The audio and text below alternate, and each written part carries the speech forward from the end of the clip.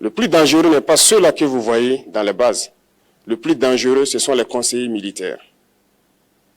Les conseillers militaires existent dans tous ces pays. Ils ont existé au Burkina aussi jusqu'en fin 2022, jusqu'à ce que nous prenions nos responsabilités. Et qui sont ces conseillers militaires?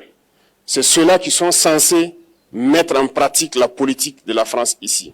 Ils doivent travailler à rendre nos armées très faibles pour que la France puisse toujours avoir l'argument d'exister ici. Sous Blaise Compaoré, ils avaient réussi. Nos sentinelles prenaient donc la garde avec des bâtons. C'est ça que la France veut de nos armées. Lorsque nous arrivons à cette étape, nous n'avons pas le choix que de vouloir qu'ils viennent s'installer. Mais l'armée burkinabé a réussi à un moment donné à se débarrasser des conseillers militaires.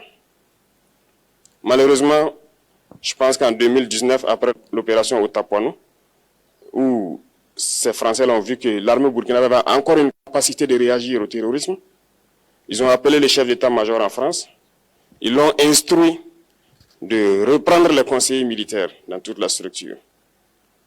Eh bien, il n'a pas accepté, mais au retour au pays, les politiques l'ont instruit d'accepter les conseillers militaires.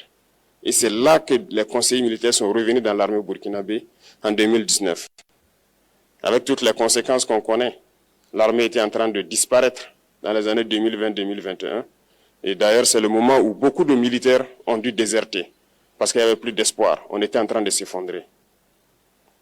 Voilà un peu comment ils travaillent. À l'état-major général des armées, dans tous les états-majors d'armée, dans les écoles, c'est eux qui sont censés dicter la politique de notre armée. C'est eux qui nous disent combien recruter, quand recruter et qu'est-ce qu'il faut en faire. Ils sont dans les écoles pour nous dire comment il faut les former et ainsi de suite.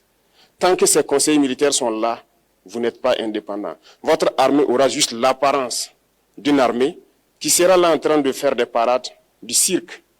Mais lorsque viendra la guerre, vous vous rendrez compte que la parade, c'est une chose, mais la guerre, c'est une autre chose.